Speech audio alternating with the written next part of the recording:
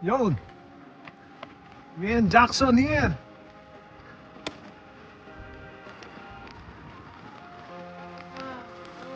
It's cold. Probably 5 degrees.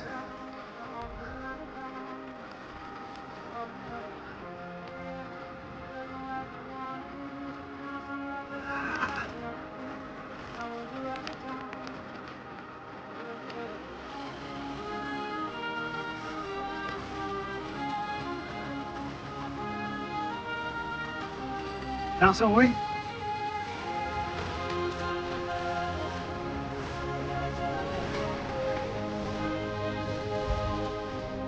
Yo, Jackson. Jackson is there. First ride with Jackson.